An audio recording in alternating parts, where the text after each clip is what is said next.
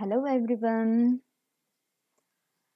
Today we'll be discussing the module 1 pricing strategies of strategic cost management 2. ನಾನು ಈ module 1 pricing ಸ್ಟ್ರಾಟಜೀಸ್ಗೋಸ್ಕರ 2 ವಿಡಿಯೋನ ಮಾಡ್ತೀನಿ. ಮೊದಲನೇ ವಿಡಿಯೋಲಿ ನಮಗೆ role of cost in pricing ವರೆಗೂ ಡಿಸ್ಕಸ್ ಮಾಡ್ತೀವಿ. ನೆಕ್ಸ್ಟ್ ವಿಡಿಯೋಲಿ methods of pricing, the types of pricing ಇದೆ ಅಲ್ವಾ, ಅಲ್ಲಿಂದ ನಾವು ಡಿಸ್ಕಷನ್ ಶುರು ಮಾಡ್ತೀವಿ. ಸೊ ಈ ವಿಡಿಯೋಲಿ ನಾವು ಡಿಸ್ಕಸ್ ಮಾಡ್ತಕ್ಕಂಥ ಕಾನ್ಸೆಪ್ಟ್ಸ್ ಬಗ್ಗೆ if you have any doubts, please utilize the platform of our WhatsApp group so that we'll be having the discussions there. ನಮ್ಗೆ ಏನೇ ಡೌಟ್ಸ್ ಇದ್ರೂ ಕೂಡ ನಾವೆಲ್ಲಿ ಡಿಸ್ಕಸ್ ಮಾಡಿ ಕ್ಲಾರಿಟಿನ ತಗೊಳ್ಳೋಣ.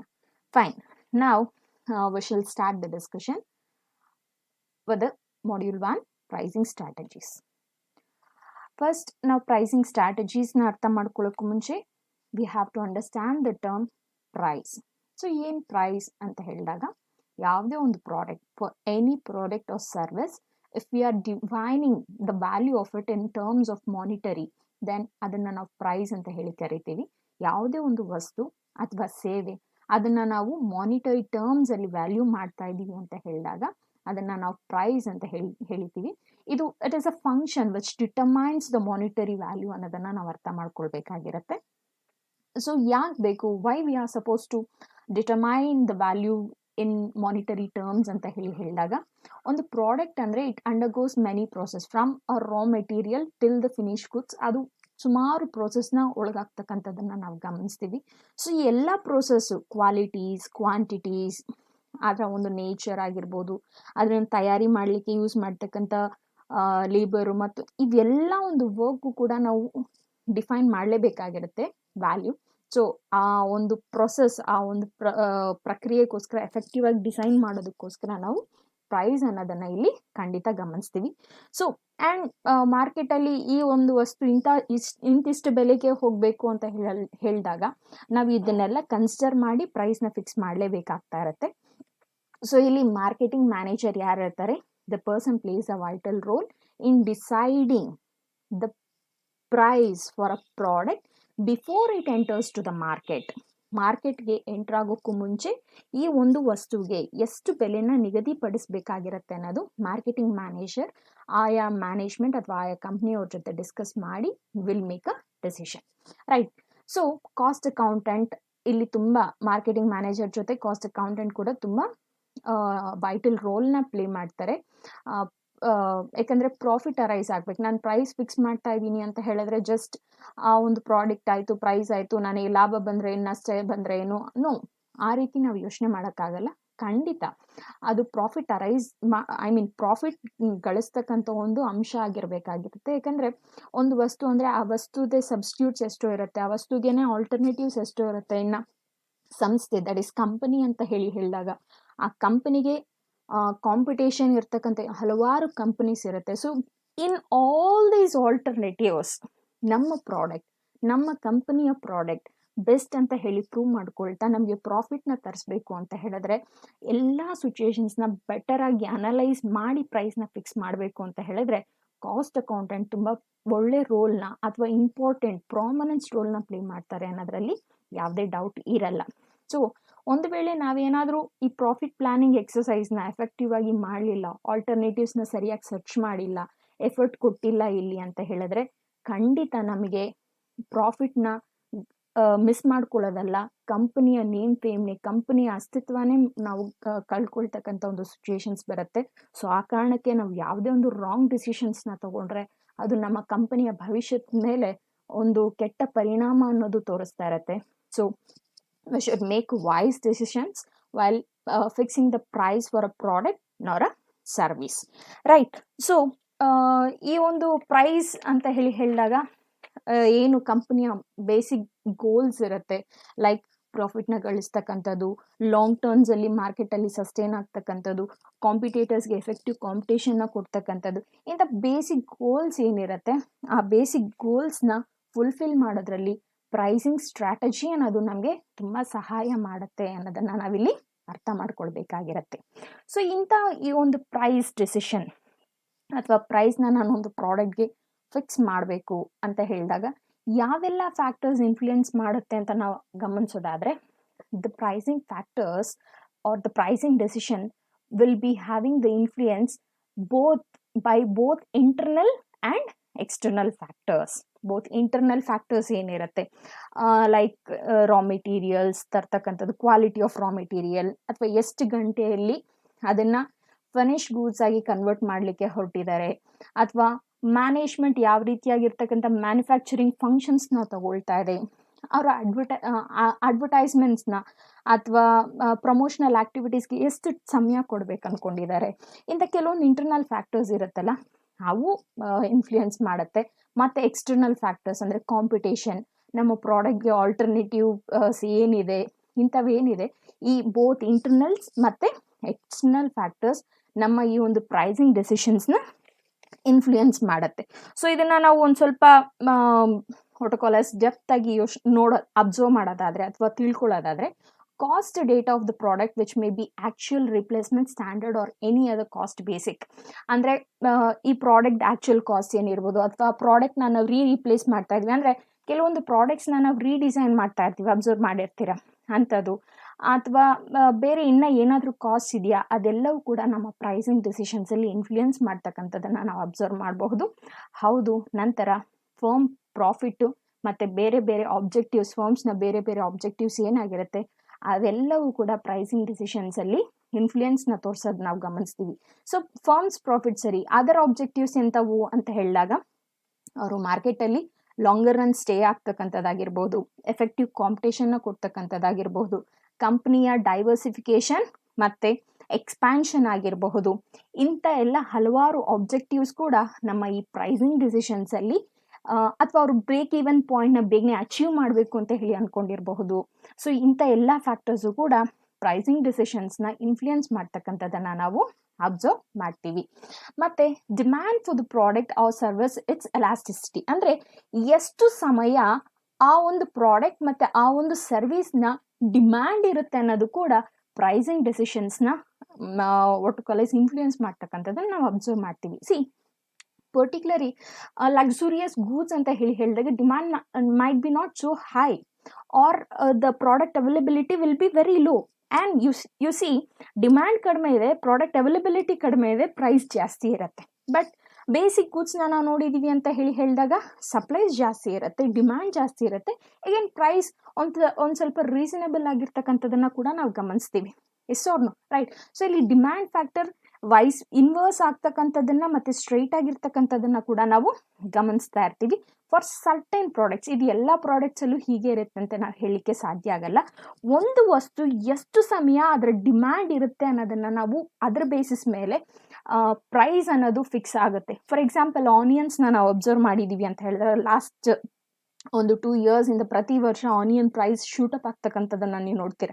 ಎಂಥ ಟೈಮಲ್ಲಿ ಅದು ಶೂಟಪ್ ಆಗುತ್ತೆ ಅಂತ ಹೇಳಿದ್ರೆ when there is less demand and of course every individual in the country will demand for onion and price will shoot up and people who are selling it will decide like, yes, I should make huge price, huge profit by fixing good price ಅಂತ ಹೇಳಿ ನಾವು ನೋಡ್ತೀವಿ. So ಹಾಗೆ demand for the product or service ಅದು ಎಷ್ಟಿರುತ್ತೆ ಅದ್ರ basis ಮೇಲೆ pricing decision ಹೋಗ್ತಕ್ಕಂಥದ್ದನ್ನು ನಾವು ಗಮನಿಸ್ತೀವಿ.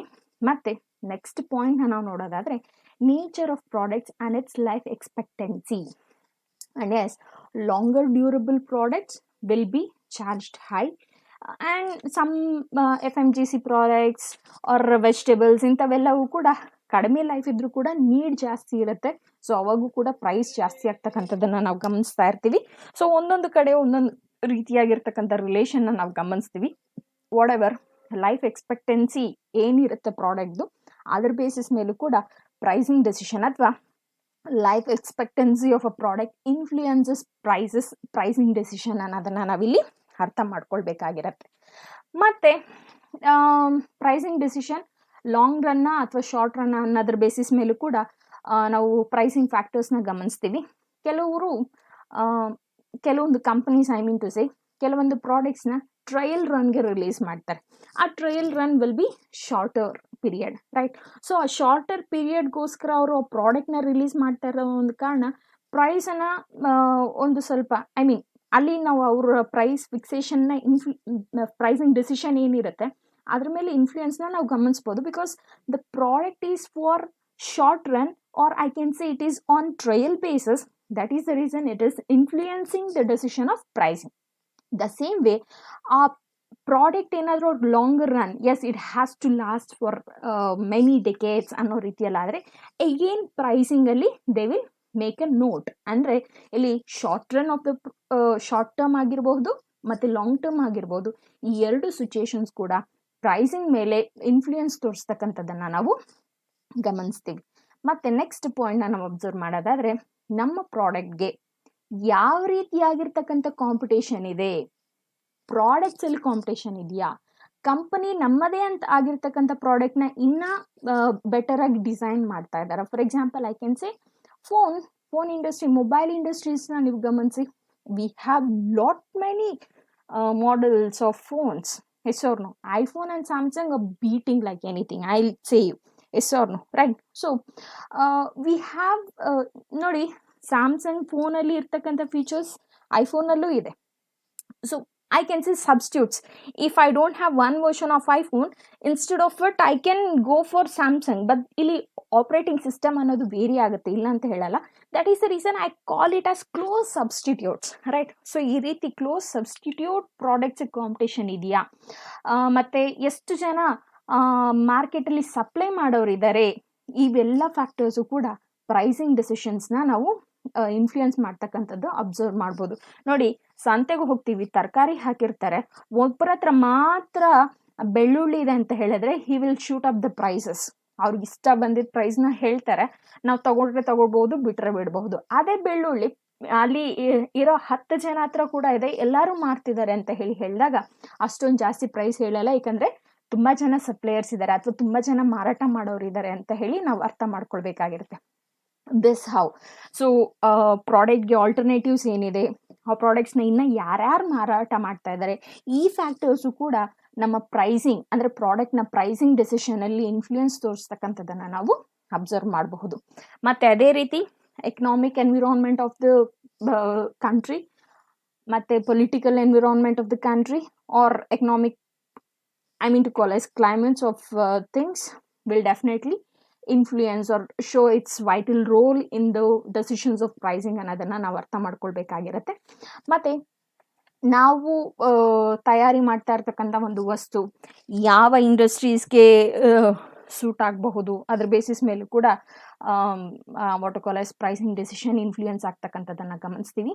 ಆ್ಯಂಡ್ ಗೌರ್ಮೆಂಟ್ ಗೈಡ್ಲೈನ್ಸ್ ಏನಾದರೂ ಇದ್ದರೆ definitely, see, even if you want to make good number of profit by the product you're designing, if government brings the pricing restriction, you can't fix the price beyond the government guideline, right? So anta ಒಂದು ಸಂದರ್ಭದಲ್ಲೂ ಕೂಡ pricing decision ಮೇಲೆ influence ಇರ್ತಕ್ಕಂಥದ್ದನ್ನು ನಾವು ಗಮನಿಸ್ತಾ ಇರ್ತೀವಿ. So over all ಇಲ್ಲಿ ಏನಾಗುತ್ತೆ ಅಂತ ಹೇಳಿದ್ರೆ, ಕಾಂಪಿಟೇಷನ್ ಏನು, ಮತ್ತು ಕಸ್ಟಮರ್ಸ್ ಯಾರಿದ್ದಾರೆ, ಅವ್ರು ಏನು ಎಕ್ಸ್ಪೆಕ್ಟ್ ಮಾಡ್ತಾ ಇದ್ದಾರೆ, ಇದ್ರ ಬೇಸಿಸ್ ಮೇಲೇ ಪ್ರೈಸಿಂಗ್ ಫಿಕ್ಸ್ ಆಗ್ತಕ್ಕಂಥದ್ದನ್ನು ನಾವು, ಅಥವಾ ಪ್ರೈಸಿಂಗ್ ಡೆಸಿಷನ್ ಇನ್ಫ್ಲೂಯೆನ್ಸ್ ಆಗ್ತಕ್ಕಂಥದ್ದನ್ನು ನಾವು ಗಮನಿಸ್ತೀವಿ, right? I hope you understand till then.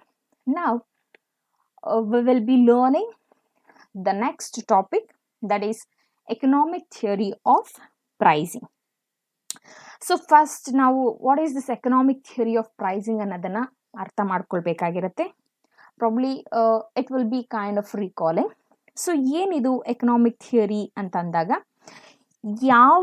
what actually this states ಅಂದರೆ, the theory states that the price for any specific goods or service is based on the relationship between supply and demand. ಅಂದರೆ ಒಂದು ವಸ್ತುವಿನ price ಒಂದು specific goods ಮತ್ತು specific service ಏನಿರುತ್ತೆ, ಅದರ ಒಂದು price ಏನಿರುತ್ತೆ ಯಾವುದ್ರ ಮೇಲೆ ಡಿಪೆಂಡ್ ಆಗಿರುತ್ತೆ ಅಂತ ಹೇಳಿದ್ರೆ, ಆ ವಸ್ತು ಅಥವಾ ಸೇವೆಯ ಡಿಮ್ಯಾಂಡ್ ಮತ್ತು ಸಪ್ಲೈ ಮೇಲೆ ಡಿಪೆಂಡ್ ಆಗಿರುತ್ತೆ ಅಂತ ಹೇಳ್ಬಿಟ್ಟು, right? That is what the economic theory of pricing states. The price of a specific good and service, it is related between, I mean it is based on the relationship between supply and demand. Supply ಹೇಗಿದೆ, demand ಹೇಗಿದೆ, ಈ supply demand ನಡುವೆ relationship ಏನು establish ಆಗಿದೆ, ಆ relationship basis ಮೇಲೆ ಆ ಒಂದು ಸ್ಪೆಸಿಫಿಕ್ ಗೂಡ್ ಮತ್ತು ಸರ್ವಿಸ್ನ ಪ್ರೈಸ್ ಡಿಪೆಂಡ್ ಆಗಿರುತ್ತೆ ಅನ್ನೋದು ನಮ್ಮ ಈ ಎಕನಾಮಿಕ್ ಥಿಯರಿ ಹೇಳುತ್ತೆ, or economic theory of pricing ಹೇಳುತ್ತೆ. ಸೊ ಈ ಪ್ರೈಸಿಂಗ್ ಅಂದರೆ ನಾವು ಆ ಒಂದು ಸ್ಪೆಸಿಫಿಕ್ ಗೂಡ್ ಮತ್ತು ಸ್ಪೆಸಿಫಿಕ್ ಸರ್ವಿಸ್ಗೆ ಪ್ರೈಸ್ ಫಿಕ್ಸ್ ಮಾಡಬೇಕು ಅಂತ ಹೇಳಿದ್ರೆ ಡಿಮ್ಯಾಂಡ್ ಮತ್ತು ಸಪ್ಲೈ ನಡುವೆ ರಿಲೇಷನ್ಶಿಪ್ ಅಂತ ಹೇಳಿದ್ವಿ. ಆದರೆ ಫಿಕ್ಸ್ ಮಾಡಬೇಕಾದಾಗ ಕೆಲವೊಂದು ಅಸಂಪ್ಷನ್ಸ್ ಅಂತ ಹೇಳಿ ಇರುತ್ತೆ. ಆ ಅಸಂಪ್ಷನ್ಸ್ನೇ ನಾವು ಇಲ್ಲಿ ಎಕನಾಮಿಕ್ ಥಿಯರಿ ಆಫ್ ಪ್ರೈಸಿಂಗಲ್ಲಿ ಅರ್ಥ ಮಾಡ್ಕೊಳ್ತೀವಿ ಅಥವಾ ತಿಳ್ಕೊಳ್ತೀವಿ, right? So what are the assumption which are based for this which are based for this traditional economic theory ಅಂತ ನಾವು ಅಬ್ಸರ್ವ್ ಮಾಡಿದಾಗ ಇದನ್ನು ನಾವು ಎರಡು ಪರ್ಸ್ಪೆಕ್ಟಿವ್ ಅಲ್ಲಿ ಕ್ಲಾಸಿಫೈ ಮಾಡ್ತೀವಿ. ಆ ಎರಡು ಪರ್ಸ್ಪೆಕ್ಟಿವ್ ಯಾವ್ದ್ಯಾವುದು ಅಂತ ಹೇಳಿದ್ರೆ ಬಿಸ್ನೆಸ್ ಮ್ಯಾನ್ ಪಾಯಿಂಟ್ ವ್ಯೂ ಮತ್ತು ಕಸ್ಟಮರ್ಸ್ ಪಾಯಿಂಟ್ ವ್ಯೂ ಅಂತ ಹೇಳ್ಬಿಟ್ಟು, ಅಫ್ಕೋರ್ಸ್ ನಾವು ಮೇಜರ್ ಆಗಿ ಯಾರು ಮಾರಾಟ ಮಾಡ್ತಾರೆ, ಯಾರು ಕೊಂಡ್ಕೊಳ್ತಾರೆ, ಇವ್ರ ಬೇಸಿಸ್ ಮೇಲೇ ಎಲ್ಲ ಡೆಸಿಷನ್ಸ್ನ ತಗೊಳ್ಳೋದು, ಸ್ಪೆಷಲಿ ಪ್ರಾಡಕ್ಟ್ ಓರಿಯೆಂಟೆಡ್ನ ನಾವು ಗಮನಿಸಿದ್ರೆ. So first we will learn from business point of view. So business point of view ಅಲ್ಲಿ ನಾವು ಅಬ್ಸರ್ವ್ ಮಾಡೋದಾದರೆ ಹೌದು ಪ್ರೈಸಿಂಗ್ ಏನು ಅವ್ರು ಫಿಕ್ಸ್ ಮಾಡ್ತಾರೆ ಅದು ಅವರು ಶಾರ್ಟ್ ರನ್ನ ಅಥವಾ ಲಾಂಗ್ ರನ್ ಎಲ್ಲ ಹೇಗೆ ಪ್ರಾಫಿಟ್ನ ಮ್ಯಾಕ್ಸಿಮೈಸ್ ಮಾಡ್ಕೊಳ್ತಾರೆ ಅನ್ನೋದ್ರ ಬೇಸಿಸ್ ಮೇಲೆ ಪ್ರೈಸ್ ಫಿಕ್ಸ್ ಮಾಡ್ತಕ್ಕಂಥದ್ದನ್ನು ನಾವು ಅಬ್ಸರ್ವ್ ಮಾಡ್ತೀವಿ. I'll repeat again, maximization of total profit, how they'll be able to multiply or maximize their profit in long run or short run, ಇದರ basis ಮೇಲೆ price fix ಮಾಡ್ತಕ್ಕಂಥದ್ದನ್ನು ನಾವು observe ಮಾಡ್ತೀವಿ. ಮತ್ತು ಇಲ್ಲಿ ಅವರು ಫರ್ಮ್ ಏನಾದರೂ ಒಂದು ಪ್ರಾಡಕ್ಟ್ನೇ ತಯಾರಿ ಮಾಡ್ತಾ ಇದೆಯಾ, ಆ ತಯಾರಿ ಮಾಡಿದ್ರೆ ಹೇಗೆ, ಮತ್ತು ಹಲವಾರು ಬೇರೆ ಬೇರೆ ಪ್ರಾಡಕ್ಟ್ಸ್ನ ಮಾರಾಟ ಮಾಡ್ತಾ ಇದ್ರೆ ಹೇಗೆ, ಅದ್ರ ಬೇಸಿಸ್ ಮೇಲೂ ಕೂಡ ಅವರು ಪ್ರೈಸ್ ಫಿಕ್ಸ್ ಮಾಡ್ತಕ್ಕಂಥದ್ದನ್ನು ನಾವು ಗಮನ ಮಾಡ್ತೀವಿ. If it is only one product they will fix the price according to that, because through that one product they will be able to make the profits by fixing better price. ಅದೇ ಅವರು different ಪ್ರಾಡಕ್ಟ್ಸ್ನ ಮಾರಾಟ ಮಾಡ್ತಾ ಇದ್ದಾರೆ ಅಂತ ಹೇಳಿದ್ರೆ ಈ ಎಲ್ಲ products ಕೂಡ ಈಕ್ವಲ್ ಆಗಿ ಅವ್ರಿಗೆ ಲಾಭ ತರಬೇಕು, ನಷ್ಟ ತರಬಾರ್ದು, ಆ ರೀತಿಯಲ್ಲಿ ಅವರು ಪ್ರೈಸ್ನ ಫಿಕ್ಸ್ ಮಾಡ್ತಾರೆ. ಸೊ ಇಲ್ಲಿ ಒಂದು ಪ್ರಾಡಕ್ಟ್ ಇದ್ರು, ಮಲ್ಟಿಪಲ್ ಪ್ರಾಡಕ್ಟ್ಸ್ ಇದ್ರು, ಪ್ರೈಸಿಂಗ್ ಡಿಸಿಷನ್ಸ್ ಅಲ್ಲಿ ಅದರ ಒಂದು ಇಂಪ್ಯಾಕ್ಟ್ ಇರ್ತಕ್ಕಂಥದ್ದನ್ನ ನಾವು ಗಮನಿಸ್ತೀವಿ. ಅಥವಾ assumption, they will consider this factor also in fixing the price ಅನ್ನೋದನ್ನ ನಾವಿಲ್ಲಿ ಅರ್ಥ ಮಾಡ್ಕೊಳ್ಬೇಕಾಗಿರುತ್ತೆ. ಮತ್ತೆ ಒಂದು ಔಟ್ಪುಟ್ ಅಂದರೆ ಒಂದು ಪ್ರಾಡಕ್ಟ್ ಔಟ್ಪುಟ್ ಆಗ್ತಿದೆ ಅಂತ ಹೇಳಿದಾಗ ಅವ್ರಿಗೆ ಎಷ್ಟು ಕಾಸ್ಟ್ ಆಗುತ್ತೆ ಅನ್ನೋದನ್ನು ಕೂಡ ಕನ್ಸಿಡರ್ ಮಾಡ್ತಾರೆ. ಮತ್ತು ಅದೇ ರೀತಿಯಲ್ಲಿ ಅವರು ಒಂದು ವಸ್ತುನ ಎಷ್ಟು ಮ್ಯಾಕ್ಸಿಮಮ್ ಪ್ರೈಸ್ಗೆ ಮಾರಾಟ ಮಾಡಲಿಕ್ಕೆ ಸಾಧ್ಯ ಆಗುತ್ತೆ ಅನ್ನೋದನ್ನು ಕೂಡ ಕನ್ಸಿಡರ್ ಮಾಡ್ತಾರೆ. ಈ ಇಷ್ಟೆಲ್ಲ ಅಸಂಪ್ಷನ್ಸ್ ಅವರು they will B all these assumptions will be made from the view of businessman in fixing a price for a product, right? So next we will know the consumer point of view. Consumer ಹೇಗೆ expect ಮಾಡ್ತಾರೆ price ಹೇಗಿರಬೇಕು ಅಂತ ಅಂದರೆ, consumer will be definitely looking towards the quality. ಅವ್ರಿಗೆ quality ನೋಡಿ, ನಾವೊಂದು ವಸ್ತುನ ತಗೊಳಕ್ಕೆ ಹೋಗಿದ್ದೀವಿ ಅಥವಾ ಪರ್ಚೇಸ್ ಮಾಡೋಕ್ಕೆ ಹೋಗಿದ್ದೀವಿ ಅಂತಂದರೆ ಕ್ವಾಲಿಟಿ ಏನಿದೆ, ಕ್ವಾಂಟಿಟಿ ಏನು ಕೊಡ್ತಿದ್ದಾರೆ, ಪ್ಯಾಕಿಂಗ್ ಹೇಗಿದೆ, ಪ್ರಾಡಕ್ಟ್ ಯುಟಿಲಿಟಿ ಹೇಗಿರುತ್ತೆ, ಇಷ್ಟೆಲ್ಲ ಫ್ಯಾಕ್ಟರ್ಸ್ನ ಅಬ್ಸರ್ವ್ ಮಾಡ್ತಾರೆ. ಸೊ ಒಂದು ಗೂಡ್ಸ್ ಆ್ಯಂಡ್ ಸರ್ವಿಸ್ ಅವ್ರು ಪರ್ಚೇಸ್ ಮಾಡಬೇಕು ಅಂತ ಹೇಳಿದ್ರೆ ಅವ್ರಿಗೆ ಎಷ್ಟು ಕ್ವಾಲಿಟಿ ಇರಬೇಕು ಅನ್ನೋದು ಅವ್ರಿಗೆ they will be knowing, they will be aware of that quality, right? So ಅದ್ರ ಬೇಸಿಸ್ ಮೇಲೆ ಪ್ರೈಸಿಂಗ್ ಡಿಸಿಷನ್ ನಾವೊಂದು ಫಿಕ್ಸೇಷನ್ ಇನ್ಫ್ಲೂಯೆನ್ಸ್ ಆಗುತ್ತೆ ಅನ್ನೋದ್ರಲ್ಲಿ ತಪ್ಪಾಗಲ್ಲ. ಮತ್ತು ಅದ್ರ ಜೊತೆಗೆ ಅವರು ಪ್ರೆಸೆಂಟ್ ಸಿಚುಯೇಷನ್ ಪ್ರೆಸೆಂಟ್ ಸಿಚುಯೇಷನ್ಸ್ನ ಅಕೌಂಟಬಿಲಿಟಿಯಲ್ಲಿ ಕನ್ಸಿಡರ್ ಮಾಡ್ತಾರೆ. ನೋಡಿ, ಇವಾಗಿರೋ ಸಿಚುಯೇಷನ್ನ ನಾವು ನೋಡಿದ್ದೀವಿ ಅಂತ ಹೇಳಿದ್ರೆ Covid, ಪ್ರಿಯರ್ to Covid people were running behind all the products, all the services they were needed. Like entertainment ಅಂತೂ ಆ ಒಂದು ಎಂಟರ್ಟೈನ್ಮೆಂಟ್ ಸರ್ವಿಸಸ್ಗೆ ತುಂಬ ಹಣನ ಸುರಿತಾ ಇದ್ದಿದ್ದು ನಾವು ಗಮನಿಸ್ತಾ ಇದ್ವಿ. ಆದರೆ ಈ ಸಿಚುಯೇಷನಲ್ಲಿ ಅವರು ಯಾವ ಪ್ರಾಡಕ್ಟ್ ಮೇಲೆ ಟೈಮ್ ಹಾಕ್ತಿದ್ದಾರೆ, ಯಾವ ಪ್ರಾಡಕ್ಟ್ನ ಪರ್ಚೇಸ್ ಮಾಡಬೇಕು ಅಂತಿದ್ದಾರೆ, ರೈಟ್? ಶಿಫ್ಟ್ ಆಗಿದೆ, ಪ್ಯಾರಾಡೈಮ್ ಶಿಫ್ಟ್ ಆಗಿದೆ. Because in the tough situation only basic goods which are very essential goods ಅಂತ ಏನು ಹೇಳ್ತೀವಿ ಅದು ಬೇಕಾಗಿರುತ್ತೆ. ಅದಕ್ಕೋಸ್ಕರ they will put the effort. So consumer point of view ಅಲ್ಲಿ pricing decision, economic theory of pricing ಏನಿದೆ ಅದು ಯಾವ ಬೇಸಿಸ್ ಮೇಲೆ, ಐ ಮೀನ್ ದ ಅಸಂಪ್ಷನ್ ಏನಿರುತ್ತೆ ಅಂದರೆ ಪ್ರೆಸೆಂಟ್ ಸಿಚುಯೇಷನ್ನ ಕನ್ಸಿಡರ್ ಮಾಡೋದು ಕೂಡ ಅವಶ್ಯಕತೆ ಇರುತ್ತೆ, right.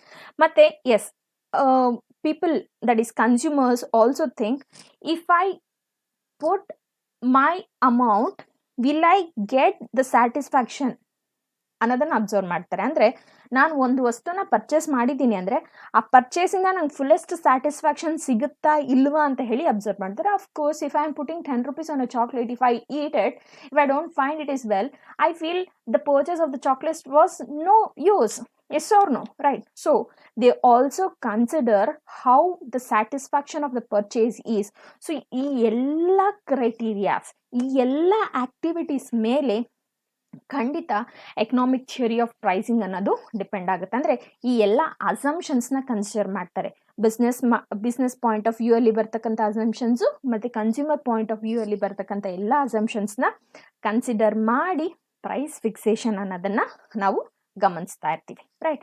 So next we will learn about elasticity of demand ಮತ್ತು ಟೈಪ್ಸ್ ಆಫ್ ಎಲಾಸ್ಟಿಸಿಟಿ ಆಫ್ ಡಿಮ್ಯಾಂಡ್ನ ನಾವು ಅರ್ಥ ಮಾಡ್ಕೊಳ್ಳೋಣ. ಮೊದಲು ಟೈಪ್ಸ್ ಆಫ್ ಎಲಾಸ್ಟಿಸಿಟಿ ಆಫ್ ಡಿಮ್ಯಾಂಡ್ನ ಅರ್ಥ ಮಾಡ್ಕೊಳ್ಳೋಕ್ಕೂ ಮುಂಚೆ ನಾವು ಎಲಾಸ್ಟಿಸಿಟಿ ಆಫ್ ಡಿಮ್ಯಾಂಡ್ ಅಂದರೆ ಏನು ಅಂತ ಹೇಳಿ ಅರ್ಥ ಮಾಡ್ಕೊಳ್ಬೇಕಾಗಿರುತ್ತೆ. ಸೊ ಏನಿದು ಎಲಾಸ್ಟಿಸಿಟಿ ಆಫ್ ಡಿಮ್ಯಾಂಡ್ ಅಂದರೆ, ಒಬ್ಬ ಕನ್ಸ್ಯೂಮರ್ ರೆಸ್ಪಾನ್ಸ್ ಹೇಗೆ ಬದಲಾವಣೆ ಆಗುತ್ತೆ, ಕ್ವಾಂಟಿಟಿ ಡಿಮ್ಯಾಂಡ್ ಕ್ವಾಂಟಿಟಿ ಏನಾದರೂ ಚೇಂಜ್ ಆಯಿತು ಅಂತ ಹೇಳಿದ್ರೆ ಅನ್ನೋದು, or I can explain you in even more simplier terms. Demand ಹೇಗಿದೆ, ಕನ್ಸ್ಯೂಮರ್ ರೆಸ್ಪಾನ್ಸ್ ಹೇಗಿದೆ, ಇವೆರಡು ಕೂಡ ಪ್ರೈಸ್ ಚೇಂಜ್ಗೆ ರಿಸಲ್ಟ್ ಆಗುತ್ತೆ. I will repeat, consumer response ಹೇಗಿದೆ, ಕ್ವಾಂಟಿಟಿ ಆಫ್ ಡಿಮ್ಯಾಂಡ್ ಏನಾದರೂ ಬದಲಾವಣೆ ಆದರೆ ಅದು ಪ್ರೈಸ್ ಹೇಗೆ ಚೇಂಜ್ ಆಗುತ್ತೆ ಅಥವಾ ಪ್ರೈಸ್ ಚೇಂಜ್ ಅಲ್ಲಿ ಹೇಗೆ ರೆಸ್ಪಾನ್ಸ್ ಆಗುತ್ತೆ ಅನ್ನೋದನ್ನ ನಾವಿಲ್ಲಿ ಅರ್ಥ ಮಾಡ್ಕೊಳ್ಬೇಕಾಗಿರುತ್ತೆ. Or I will say it is a principle that measures the extent of consumer response to changes in quantity demanded results in price change as long as other factors are equal. Other factors ಅಂತ ಹೇಳಿದ್ರೆ the factors like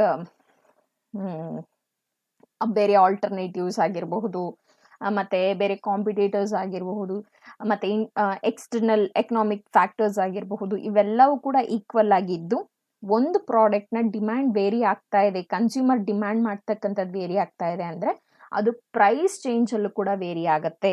ಅದನ್ನು ನಾವು elasticity of demand ಅಂತ ಹೇಳಿ ಕರಿತೀವಿ, right.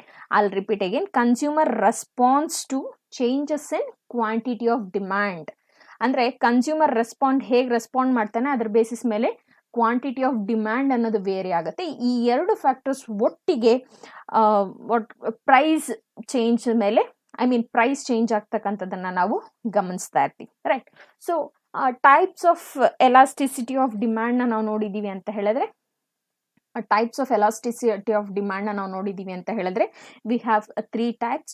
ಮೊದಲನೇದು price elasticity of demand, ನಂತರ cross elasticity of demand, ಆ ನಂತರ ಇನ್ಕಮ್ ಎಲಾಸ್ಟಿಸಿಟಿ ಆಫ್ ಡಿಮ್ಯಾಂಡ್ ಅಂತ ಹೇಳಿ 3 ವಿಧಗಳನ್ನ ನಾವು ಗಮನಿಸ್ತೀವಿ.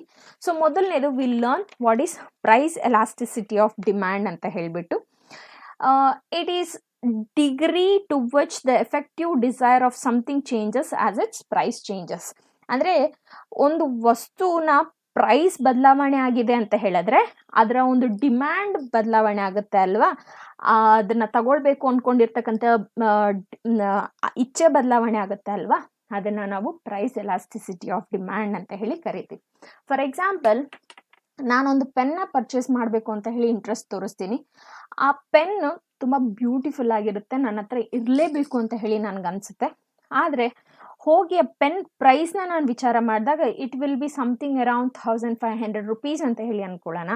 So I am not ready to pay 1500 rupees for a pen. So my interest towards the purchase of that pen is nil now. ಅಂದರೆ ಪ್ರೈಸ್ ಕೇಳಿದ ತಕ್ಷಣ ನನ್ನ ಒಂದು want of having that pen ಅನ್ನೋದು ಹೋಯ್ತಲ್ಲ, ಚೇಂಜ್ ಆಯ್ತಲ್ಲ. ಡಿಸೈರ್ ಆಫ್ ಪರ್ಚೇಸಿಂಗ್ ಏನಿದೆ ಡಿಮ್ಯಾಂಡ್ ಏನಿದೆ ಅದು ಬದಲಾವಣೆ ಆಯ್ತಲ್ಲ, ಅದನ್ನೇ ನಾವು ಪ್ರೈಸ್ ಎಲಾಸ್ಟಿಸಿಟಿ ಆಫ್ ಡಿಮ್ಯಾಂಡ್ ಅಂತ ಹೇಳಿ ಕರಿತೀವಿ. I will repeat the statement again. Degree to which the effective desire of something changes as its price changes. ನೋಡಿ, ನಾನು ಇನ್ನೊಂದು ಎಕ್ಸಾಂಪಲ್ ಹೇಳ್ಬೋದು ಇದಕ್ಕೆ. Onion purchase. ನಾವು ಸೌತ್ ಇಂಡಿಯನ್ಸ್ ಆರ್ ಸ್ಪೆಸಿಫಿಕಲಿ ಕೆಲವೊಂದು families we don't have our dishes without onion, but still onion price shoot up ಆದಾಗ we leave purchasing onions ಅಲ್ವಾ? ಎಸೋರ್ನು 10 ಆನಿಯನ್ ಹಾಕಿ ಅಡುಗೆ ಮಾಡೋ ಕಡೆ 1 ಆನಿಯನ್ ಹಾಕಿ ಸುಮ್ಮನೆ ಹಾಕ್ತೀವಿ, ಅಥವಾ ಹಾಕೋದೇ ಇಲ್ಲ. ಎಸೋರ್ನು ರೈಟ್? ದಟ್ ಮೀನ್ಸ್ ಒಂದು ಪ್ರಾಡಕ್ಟ್ ಪ್ರೈಸ್ ವಿಪರೀತ ಶೂಟಪ್ ಆಯಿತು. That is the reason we are demanding less for the product. ಇದನ್ನೇ ನಾವು ಪ್ರೈಸ್ ಎಲಾಸ್ಟಿಸಿಟಿ ಅಂತ ಹೇಳಿ ಕರಿತೀವಿ. ಇದನ್ನ ಫಾರ್ಮುಲಾ ಅಲ್ಲಿ ರೆಪ್ರೆಸೆಂಟ್ ಮಾಡಿರ್ತಕ್ಕಂಥದ್ದನ್ನ ನಾವು ಗಮನಿಸಬಹುದು. It's like price elasticity of demand is absolutely percentage change in the rate of price purchases divided by percent of change in the price, right? So ಇದು ಹಲವಾರು ಫ್ಯಾಕ್ಟರ್ಸ್ ಮೇಲೆ ಡಿಪೆಂಡ್ ಆಗಿರುತ್ತೆ. ಸೊ ಯಾವ್ಯಾವುದು factors ಅಂತ ಹೇಳಿದ್ರೆ, the law of diminishing marginal utility, essential and non essential commodities, availability of complementary products, availability of substitutes, income group of the consumers, habits and preferences of consumers. ಎಲ್ಲ factors ಮೇಲೆ price elasticity of demand ಅನ್ನೋದು depend ಆಗಿರುತ್ತೆ, right? So next is cross elasticity of demand.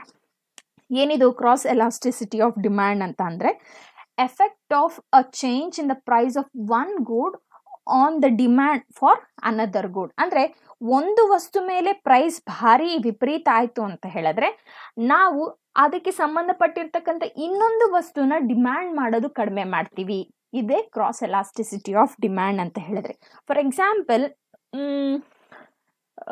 Coffee ಕುಡಿಯೋಕೆ ಹೋಗ್ತೀವಿ. ನೀವು coffee ಡೇಸ್ಗೆ ಏನಾದರೂ ಹೋಗಿದ್ದೀರಾ ಅಂತ ಹೇಳಿದ್ರೆ, ಕಾಫಿ ಮಗ್ಗಲ್ಲಿ ಸ್ಟ್ರಾಸ್ ಎಲ್ಲ ಹಾಕಿ ಕೊಡ್ತಾರೆ, ರೈಟ್? ಸೊ ನಾನು coffee price for example 10 rupees ಇತ್ತು ಅಂತ ಹೇಳಿದ್ರೆ, I will take cup plastic cup ಬರುತ್ತೆ ಅಲ್ಲ, ಆ ಪ್ಲಾಸ್ಟಿಕ್ ಕಪ್ನ ನಾನು ಡಿಮ್ಯಾಂಡ್ ಮಾಡ್ತೀನಿ because coffee is 10 rupees. Okay, I will have the coffee. But ಅದೇ ಕಾಫಿ 60 rupees ಆಯಿತು ಅಂತ ಹೇಳಿದ್ರೆ, ನಾನು ಕಾಫಿನ ಅವಾಯ್ಡ್ ಮಾಡ್ತೀನಿ. ಸೊ ಕಾಫಿನ ಹಾಕ್ಕೊಡ್ತಕ್ಕಂಥ ಗ್ಲಾಸಸ್ ಇರುತ್ತೆ ಅಲ್ಲ, ಆ ಗ್ಲಾಸಸ್ಗೂ ಕೂಡ ಡಿಮ್ಯಾಂಡ್ ಹೋಗ್ತಕ್ಕಂಥದ್ದನ್ನ ನಾವು ಗಮನಿಸ್ತೀವಿ. ನಾವು ಇದೇ ಎಕ್ಸಾಂಪಲ್ನ ಬೈಕ್ ಆ್ಯಂಡ್ ಪೆಟ್ರೋಲ್ ಅಂತ ಹೇಳಿ ಕೂಡ ಕನ್ಸಿಡರ್ ಮಾಡಬಹುದು. ಬೈಕ್ ಪ್ರೈಸ್ ಕಡಿಮೆ ಆಯಿತು ಅಂತ ಹೇಳಿದ್ರೆ, I never demand for petrol because I don't use the bike which will run on petrol. Yes or no, right? So bike price high ಆಯಿತು, I don't demand for bike itself, then I never demand for petrol, right? So ಒಂದು ಪ್ರಾಡಕ್ಟ್ನ price ಜಾಸ್ತಿ ಆಯಿತು ಅಂದರೆ ಅದರ impact ಇನ್ನೊಂದು product demanding ಮೇಲೂ ಕೂಡ ರಿಸಲ್ಟ್ ತೋರಿಸುತ್ತಲ್ಲ, ಅದನ್ನೇ ನಾವು ಕ್ರಾಸ್ ಎಲಾಸ್ಟಿಸಿಟಿ ಆಫ್ ಡಿಮ್ಯಾಂಡ್ ಅಂತ ಹೇಳಿ ಕರಿತೀವಿ. ಸೊ ಇದು ಕೂಡ ಫಾರ್ಮುಲಾ ಅಲ್ಲಿ ಫಾರ್ಮುಲಾ ಕೊಟ್ಟಿರ್ತಕ್ಕಂಥದ್ದನ್ನು ನಾವು ಅಬ್ಸರ್ವ್ ಮಾಡಬಹುದು.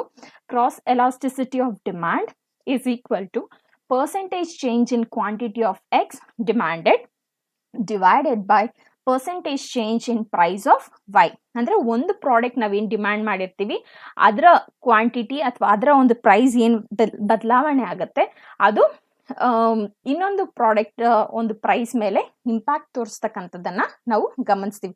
ನಾನು ಆಗ್ಲೇ ಹೇಳ್ದಲ್ಲ, ನಾನು ಅದರ್ ಪ್ರಾಡಕ್ಟ್ ಅಂದ್ರೆ ಬೈಕಿಗೆ ಕಾಸ್ಟ್ ಜಾಸ್ತಿ ಆಗ್ತಾ ಇದೆ, ನಾನು ಪೆಟ್ರೋಲ್ ಡಿಮ್ಯಾಂಡ್ ಮಾಡೋದೇ ಇಲ್ಲ. ಮೊದಲ ಎಕ್ಸಾಂಪಲ್ ಹೇಳ್ದಲ್ಲ, ಕಾಫಿ ಆ್ಯಂಡ್ ಕಪ್, ನಂಗೆ ಕಾಫಿ ಕಾಸ್ಟ್ ಜಾಸ್ತಿ ಆಗ್ತಾಯಿದೆ, so I don't demand coffee ಅಂತ ಅಂದರೆ, ಪೇಪರ್ ಗ್ಲಾಸಸ್ ಏನಿರುತ್ತೆ, ಜಾಸ್ತಿ ಕಾಫಿ ಹೋಗ್ತಾ ಇದೆ, ಆ ಗ್ಲಾಸಸ್ಗೆ ಜಾಸ್ತಿ ಕಾಸ್ಟ್ ಇರುತ್ತೆ. ಕಾಫಿ ಕಡಿಮೆ ಸೇಲ್ ಆಯಿತು, ಅದು ಕೂಡ ಆ ಗ್ಲಾಸಸ್ ಕೂಡ ಅದರ ರೇಟ್ ಕಡಿಮೆ ಆಗ್ತಕ್ಕಂಥದ್ದನ್ನು ನಾವು ಗಮನಿಸ್ತಾ ಇರ್ತೀವಿ. That is what I explain you, right? ಮತ್ತೆ next is income elasticity of demand. ಏನಿದು ಅಂತ ಹೇಳಿದ್ರೆ, ಇನ್ಕಮ್ ಅಲ್ಲಿ ಏನಾದರೂ ಬದಲಾವಣೆ ಆದರೆ ಪ್ರಾಡಕ್ಟ್ಸ್ನ ಡಿಮ್ಯಾಂಡ್ ಮಾಡ್ತಕ್ಕಂಥದ್ದು ಕೂಡ ಕಡಿಮೆ ಆಗುತ್ತೆ ಅಂತ ಹೇಳ್ಬಿಟ್ಟು, I will say again the current situation, the COVID-19 situation is the best example for this. Prior to this, we were making good number of incomes and we were demanding for various products, even if they are necessitated or not necessitated for us. But once COVID-19 situation, adra mukantra lockdown anta ಏನು ಹೇಳಿದ್ರು, almost all ಎಲ್ಲ groups ಏನಿದೆ ಆ ಎಲ್ಲ ಗ್ರೂಪ್ಸ್ನ income gradual ಆಗಿ ಕಡಿಮೆ ಆಗ್ತಾ ಬರ್ತಾ ಇದೆ. ಆ್ಯಂಡ್ ಇವಾಗ ಇನ್ಕಮ್ ಗ್ರ್ಯಾಜುಯಲ್ ಆಗಿ ಕಡಿಮೆ ಆಗ್ತಾ ಬರ್ತಾ ಇದೆ ಅಲ್ವಾ, ಯಾವ ರೀತಿಯಾದ ಪ್ರಾಡಕ್ಟ್ಸ್ನ ಡಿಮ್ಯಾಂಡ್ ಮಾಡ್ತಾ ಇದ್ದಾರೆ ಅಂತ ಹೇಳಿ ನಾವೇನಾದರೂ ಅಬ್ಸರ್ವ್ ಮಾಡಿದ್ರೆ ಖಂಡಿತ ಓನ್ಲಿ ಎಸೆನ್ಷಿಯಲ್ ಗೂಡ್ಸ್ನ ಡಿಮ್ಯಾಂಡ್ ಮಾಡ್ತಾ ಇದ್ದಾರೆ. ಲಕ್ಸುರಿಯಸ್ ಗೂಡ್ಸ್ನ, ಎಂಟರ್ಟೈನ್ಮೆಂಟ್ ಸರ್ವಿಸಸ್ನ ಯಾರು ಡಿಮ್ಯಾಂಡ್ ಮಾಡ್ತಾ ಇಲ್ಲ. So that is what income elasticity of demand states. ಹೇಗೆ ಲೆವೆಲ್ ಆಫ್ ಇನ್ಕಮ್ ಇರುತ್ತೋ ಹಾಗೆ demand level for the products ಇರುತ್ತೆ. ಹಾಗೆ ಇನ್ಕಮ್ ಇನ್ಫ್ಲೂಯೆನ್ಸ್ ಮಾಡ್ತಕ್ಕಂಥದ್ದು, ಇನ್ಕಮ್ ಮೇಲೆ ಡಿಪೆಂಡ್ ಆಗ್ತಕ್ಕಂಥದ್ದನ್ನು ನಾವು ಇನ್ಕಮ್ ಎಲಾಸ್ಟಿಸಿಟಿ ಆಫ್ ಡಿಮ್ಯಾಂಡ್ ಅಂತ ಹೇಳಿ ಕರಿತೀವಿ. Right, I hope you understood till this. ನಾವು next we will learn about the pricing policy. So what is pricing policy ಅಂತಂದರೆ, ಪ್ರೈಸಿಂಗ್ ಪಾಲಿಸಿ ಅಂದರೆ ಒಂದು ರೂಲ್ಸ್, ಫ್ರೇಮ್ವರ್ಕ್ ಆಫ್ ರೂಲ್ಸ್.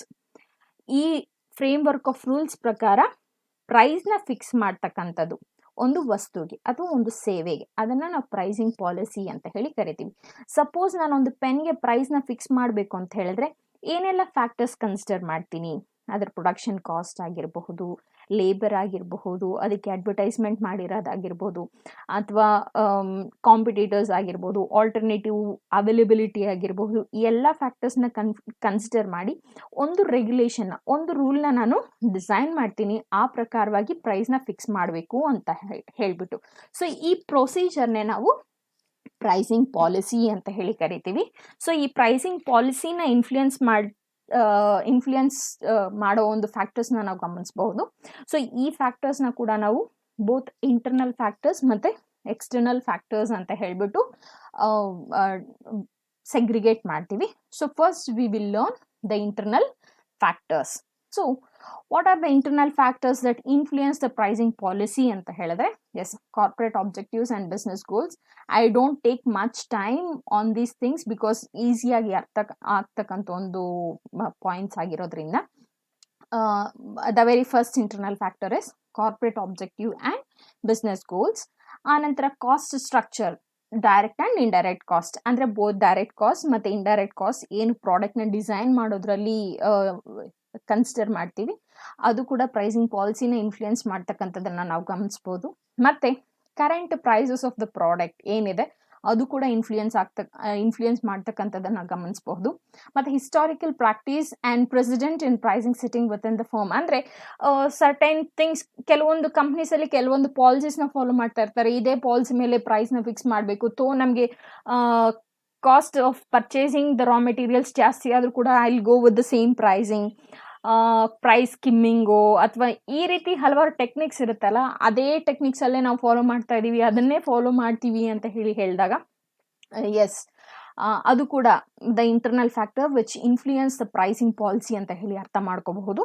ಮತ್ತು degree of market knowledge of key executives, ಅಂದರೆ marketing manager, CEOs, top level management, ಇವ್ರಿಗೆ market situation ಹೇಗೆ study ಮಾಡ್ತಾರೆ, ಅದನ್ನು ಹೇಗೆ ಅನಲೈಸ್ ಮಾಡ್ತಾರೆ, ಹೇಗೆ ಅರ್ಥ ಮಾಡ್ಕೊಳ್ತಾರೆ, ಅದು ಕೂಡ ಪ್ರೈಸ್ ಫಿಕ್ಸೇಷನ್ನ ಇನ್ಫ್ಲೂಯೆನ್ಸ್ ಮಾಡುತ್ತೆ ಇಂಟರ್ನಲ್ ಆಗಿ. ಮತ್ತು pressures from feedback of other individuals with in the firms like salesman, ಅಂದರೆ ನೋಡಿ, ಸೇಲ್ಸ್ ಮ್ಯಾನ್ ವಿಸಿಟ್ ಮಾಡ್ತಾರೆ, they will approach customers quality ಇಲ್ಲ, ಪ್ರೈಸ್ ಜಾಸ್ತಿ ಇಟ್ಟಿದ್ದೀರಾ ಅಂತ ಹೇಳಿ ಫೀಡ್ಬ್ಯಾಕ್ ಕೊಡ್ತಾರೆ. This feedback will be carried to the top level management in order to make the changes in the price fixation. So ಇವು ಕೂಡ influence ಮಾಡುತ್ತೆ. ಮತ್ತು research and development, new product ಅಥವಾ ಇರೋ ಪ್ರಾಡಕ್ಟ್ನ ನಾವು ರೀಡಿಸೈನ್ ಮಾಡಿದಾರಾ ಅಥವಾ ರೀಪ್ಲೇಸ್ ಮಾಡಿದಾರಾ ಅಥವಾ ಆರ್ಡರ್ ಮಾಡಿದಾರಾ, ಈ ಎಲ್ಲ ಫ್ಯಾಕ್ಟರ್ಸು ಕೂಡ ಇಂಟರ್ನಲ್ ಫ್ಯಾಕ್ಟರ್ಸ್ ಆಗಿದೆ. ಈ ಎಲ್ಲ ಇಂಟರ್ನಲ್ ಫ್ಯಾಕ್ಟರ್ಸು ಪ್ರೈಸಿಂಗ್ ಪಾಲಿಸಿನ ಇನ್ಫ್ಲೂಯೆನ್ಸ್ ಮಾಡ್ತಕ್ಕಂಥದ್ದನ್ನು ನಾವು ಗಮನಿಸ್ತೀವಿ. ನೆಕ್ಸ್ಟ್ ನಾವು ನೋಡೋದಾದರೆ ಎಕ್ಸ್ಟರ್ನಲ್ ಫ್ಯಾಕ್ಟರ್ಸ್. ಯಾವ್ಯಾವುದು external factors which influence the pricing policy ಅಂತ ಹೇಳಿ ನಾವು ನೋಡೋದಾದರೆ, the nature, strength and pricing behaviour of competition, ಅಂದರೆ ನಮಗೆ ಎಷ್ಟು ಜನ ಕಾಂಪಿಟೇಟರ್ಸ್ ಇದ್ದಾರೆ. ಸಪೋಸ್ ಗಾರ್ಮೆಂಟ್ಸ್ ಅಂತ ಹೇಳಿದ್ರೆ ರೇಮನ್ಸ್ ಇದೆ, ರೇಮನ್ಸ್ಗೆ ಧೀಟಾಗಿ ಕಾಂಪಿಟೇಷನ್ ಕೊಡ್ತಕ್ಕಂಥ ಹಲವಾರು ಗಾರ್ಮೆಂಟ್ಸ್ ಇದೆ. ಸೊ ಲೈಕ್ ಅಲನ್ಸೋಲಿ ಆಗಿರಬಹುದು, there are lot many companies which come with suits very better neatly, right? So what are your strength to beat the competition for such competitions? So ಇದು ಕೂಡ pricing ಪಾಲಿಸಿನ influence ಮಾಡ್ತಕ್ಕಂಥದ್ದು ನಾವು ಗಮನಿಸ್ತೀವಿ. ಮತ್ತು distributors ಯಾರು ಇರ್ತಾರೆ, they play important role in the fixation of price. ಅಂದರೆ how they are selling the products after reaching to them. So ಅವ್ರು ಏನು ಫೀಡ್ಬ್ಯಾಕ್ ಕೊಡ್ತಾರೆ ಇದು ಕೂಡ ಡಿಪೆಂಡ್ ಆಗುತ್ತೆ ಪ್ರೈಸ್ನ ಫಿಕ್ಸ್ ಮಾಡಲಿಕ್ಕೆ. ಮತ್ತು pressures from suppliers of raw material components. And suppliers ಏನಾದರೂ ನಾವು ನಮ್ಮ ರಾ ಮೆಟೀರಿಯಲ್ಸ್ನ ಪ್ರೈಸ್ ಚೇಂಜ್ ಮಾಡ್ತಾ ಇದ್ದೀವಿ, ನಾವು ಜಾಸ್ತಿ ಮಾಡ್ತೀವಿ ಅಂತ ಹೇಳಿದಾಗ, ಸೊ ನಮಗೆ ಕಾಸ್ಟನ್ನ ನಾವು ಈಕ್ವಲ್ ಆಗಿ ಮ್ಯಾನೇಜ್ ಮಾಡಲಿಕ್ಕೆ, ನಮಗೆ ಕಾಸ್ಟ್ ಬರ್ಡನ್ ಆಗಬಾರ್ದು ಅಂತ ಹೇಳಿದಾಗ ಖಂಡಿತ ನಾವು ಅದನ್ನು ಪ್ರಾಡಕ್ಟ್ ಪ್ರೈಸ್ ಫಿಕ್ಸ್ ಮಾಡಬೇಕಾದಾಗ ಜಾಸ್ತಿ ಮಾಡ್ತೀವಿ ಅಥವಾ ಆ್ಯಡ್ ಮಾಡ್ತೀವಿ. ಸೊ ಕ್ರೆಡಿಟಾರ್ಸ್ ಯಾರಿರ್ತಾರೆ, ಸಪ್ಲೈಯರ್ಸ್ ಯಾರಿರ್ತಾರೆ, ರಾ ಮೆಟೀರಿಯಲ್ ಡಿಸ್ಟ್ರಿಬ್ಯೂಟರ್ಸ್ ಯಾರಿರ್ತಾರೆ, ಅಥವಾ ನಮಗೆ ರಾ ಮೆಟೀರಿಯಲ್ಸ್ ಎಲ್ಲೆಲ್ಲಿ ಅವೈಲೇಬಿಲಿಟಿ ಇದೆ, if it is very near to my company, then ಮತ್ತೆ ನಂಗೆ ಕಾಸ್ಟ್ ಕಡಿಮೆ ಆಗುತ್ತೆ. ಅದೇ ನಾನು ಬೇರೆ ಕಡೆಯಿಂದ ರಾ ಮೆಟೀರಿಯಲ್ಸ್ನ ಇಂಪೋರ್ಟ್ ಮಾಡ್ಕೋಬೇಕು ಅನ್ನೋ ಒಂದು ಪರಿಸ್ಥಿತಿ ಬಂತು ಅಂತ ಹೇಳಿದ್ರೆ ಆವಾಗ ನಂಗೆ ಕಾಸ್ಟ್ ಇನ್ನೂ ಜಾಸ್ತಿ ಆಗುತ್ತೆ, ರೈಟ್? ಸೊ ಅದು ಕೂಡ ಪ್ರೈಸ್ ಫಿಕ್ಸೇಷನ್ನಲ್ಲಿ ಅಥವಾ ಪ್ರೈಸಿಂಗ್ ಪಾಲಿಸಿಲಿ ಇನ್ಫ್ಲೂಯೆನ್ಸ್ನ ತೋರಿಸ್ತಕ್ಕಂಥದ್ದನ್ನು ನಾವು ಗಮನಿಸಬಹುದು. ಮತ್ತು ಪ್ರೈಸ್ ಸೆನ್ಸಿಟಿವಿಟಿ, ಡಿಮ್ಯಾಂಡ್ ಏನಿದೆ, ಪ್ರೈಸ್ ಸೆನ್ಸಿಟಿವಿಟಿ ಆಫ್ ಡಿಮ್ಯಾಂಡ್ ಏನಿದೆ ಅದು ಕೂಡ ವಾಟ್ ಕಾಲ್ ಆಸ್ ಪ್ರೈಸಿಂಗ್ ಪಾಲಿಸಿನ ಇನ್ಫ್ಲೂಯೆನ್ಸ್ ಮಾಡ್ತಕ್ಕಂಥದ್ದನ್ನು ನಾವು ಗಮನಿಸ್ತೀವಿ. ಮತ್ತು ಕಸ್ಟಮರ್ಸ್ ಹೇಗೆ ಪರ್ಚೇಸ್ ಮಾಡ್ತಾ ಇದ್ದಾರೆ. So I can say the best example of Olay ಪ್ರಾಡಕ್ಟ್ನ ಫಸ್ಟ್ ಪೆನೆಟ್ರೇಷನ್ ಪ್ರೈಸ್ ಪಾಲಿಸಿನ ನೋಡಿದ್ರೆ it was high to low. ಹೈಯಲ್ಲಿ ಪರ್ಚೇಸಸ್ ಆಗಲಿಲ್ಲ, ಲೋ ಅಲ್ಲಿ ಪರ್ಚೇಸಸ್ ಆಗಲಿಲ್ಲ.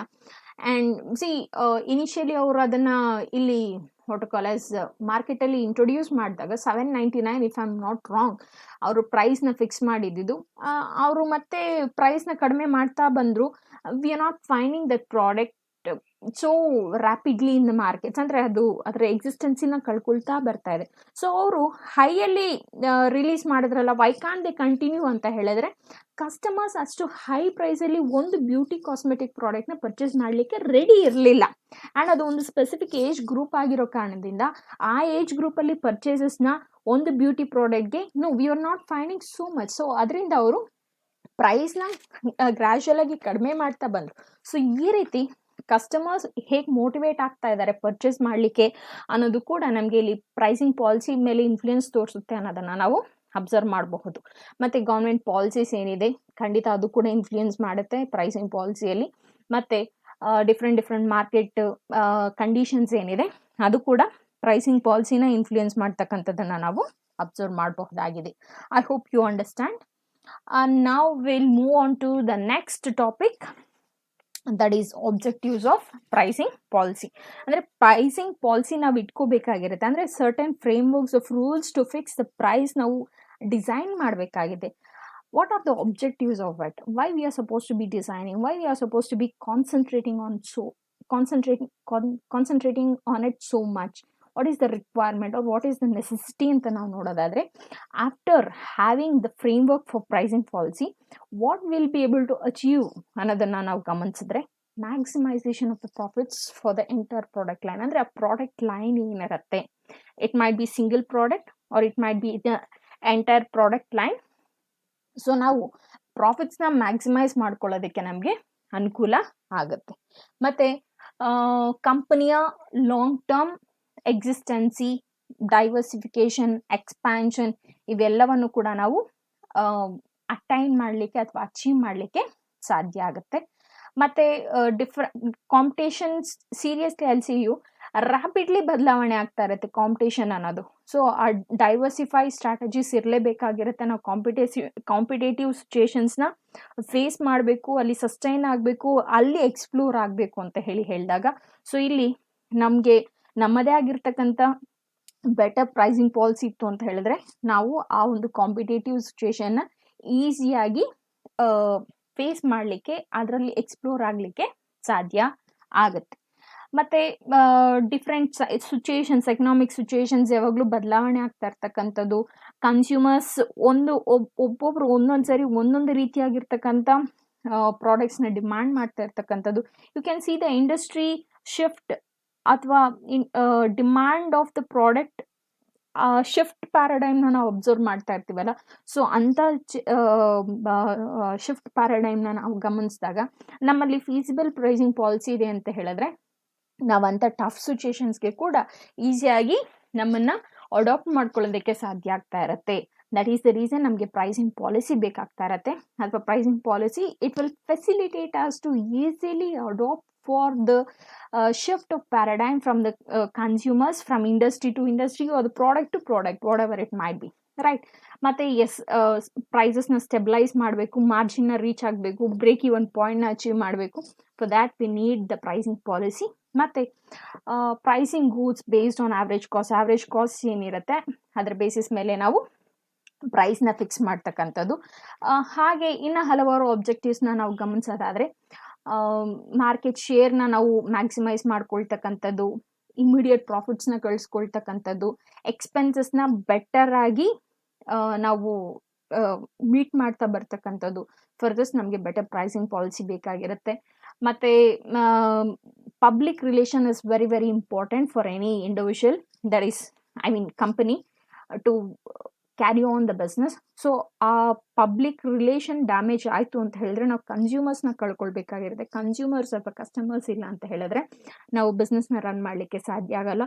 ಸೊ ಅಡ್ವರ್ಸ್ ಪ್ರೈಸಿಂಗ್ ಪಾಲಿಸಿ ಏನಾಗುತ್ತೆ ಅಂತ ಹೇಳಿದ್ರೆ like high price, low price ಅಥವಾ ನಾಟ್ ಸೂಟಬಲ್ ಪ್ರೈಸು ಏನಾದರೂ ಫಿಕ್ಸ್ ಆಗೋಯ್ತು ಅಂತ ಹೇಳಿದ್ರೆ ನಾವು ಆ ಪಬ್ಲಿಕ್ ರಿಲೇಷನ್ ಡ್ಯಾಮೇಜ್ ಆಗ್ತಕ್ಕಂಥದ್ದನ್ನು ಅಬ್ಸರ್ವ್ ಮಾಡ್ತೀವಿ. ಸೊ ಅದನ್ನು ಕಡಿಮೆ ಮಾಡಬೇಕು ಅಥವಾ ಅದನ್ನು ಅವಾಯ್ಡ್ ಮಾಡಬೇಕು ಅಂತ ಹೇಳಿದಾಗ V must be having a better pricing policy. ಮತ್ತು ಇನ್ವೆಸ್ಟ್ಮೆಂಟ್ ಏನು ಮಾಡಿರ್ತೀವಿ ಆ ಇನ್ವೆಸ್ಟ್ಮೆಂಟ್ ಆದಷ್ಟು ಬೇಗನೆ ವಾಪಸ್ ಪ್ರಾಫಿಟ್ ಮುಖಾಂತರದಲ್ಲಿ ಪಡ್ಕೊಳ್ಬೇಕು ಅಂತ ಹೇಳಿದಾಗ S we must be having a better pricing policy. And as to achieve the satisfactory rate of return we need a pricing policy. Then product line ಪ್ರಮೋಷನ್ನ ಚೆನ್ನಾಗಿ ಟೇಕಪ್ ಮಾಡಬೇಕು. ಆ ಪ್ರಾಡಕ್ಟ್ ಲೈನಿಂದ ಎಫೆಕ್ಟಿವ್ ಪ್ರಾಫಿಟ್ಸ್ ಬರಬೇಕು ನಮಗೆ ಅಂತ ಹೇಳಿದಾಗ as of course we need pricing policy.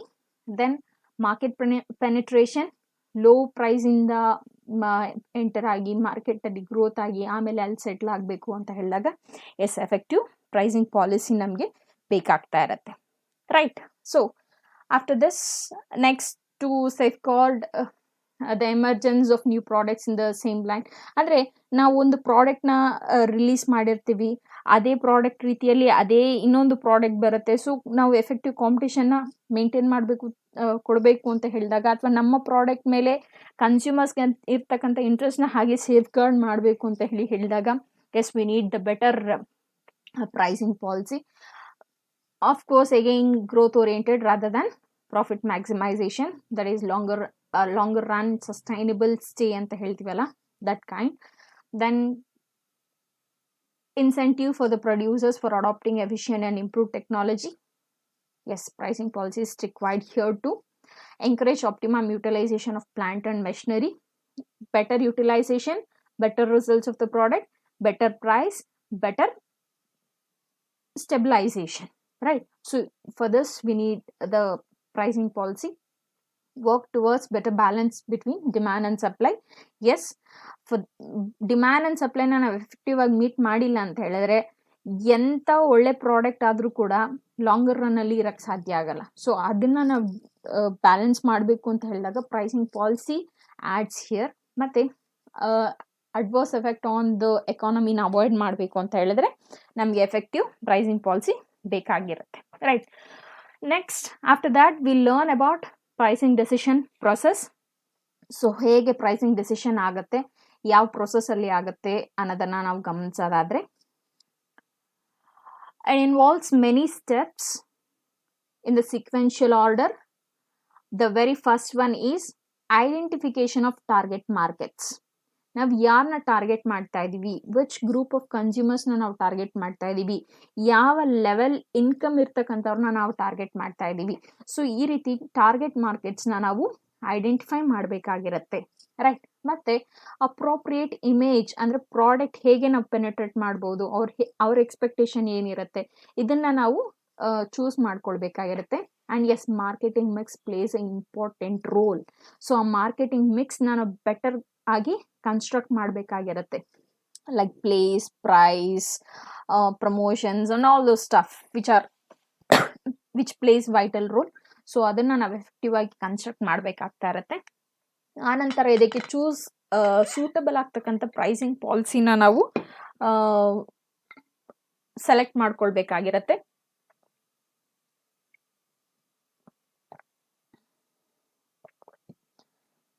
Pricing ಪಾಲಿಸಿನ select ಮಾಡ್ಕೊಂಡಾದ ನಂತರ pricing strategy and facts we have to analyze, we have to study which might be best, what might be best, how it is suitable.